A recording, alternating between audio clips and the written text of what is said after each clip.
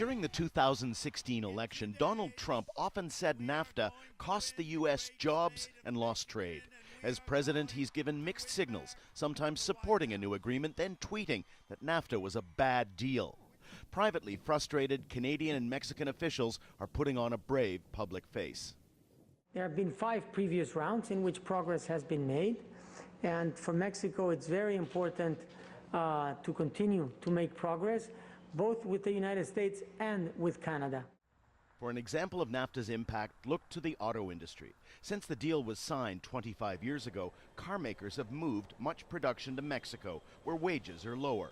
That makes the industry more globally competitive, say NAFTA supporters, but critics reply the costs have been too high.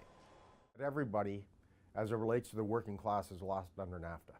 Canadian workers lost their jobs, American workers lost their jobs, Mexican workers got the jobs, but they were never compensated. This is sustainably fished cod skin. At this gourmet pet food company north of Toronto, NAFTA has been good for business. U.S. customers are the largest market.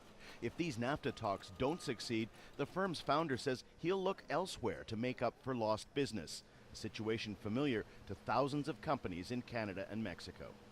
Now with that potential of NAFTA being destroyed, ripped up, do I continue to build in the U.S. or do I refocus my efforts into the EU and Asia? Earlier this month, Canada angered the U.S. by filing a big trade complaint against it with the World Trade Organization.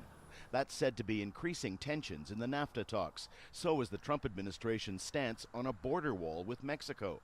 But Canadian and Mexican negotiators say they'll continue to work for a deal even as the U.S. president talks about tearing it up. There's been absolutely no guarantee for Canada and Mexico that the other side really wants to complete a deal. So Canada and Mexico know that if they walk away from the deal, from the table, nobody's going to call them back. Unless the U.S. pulls out in the coming days, there will be more talks later this year.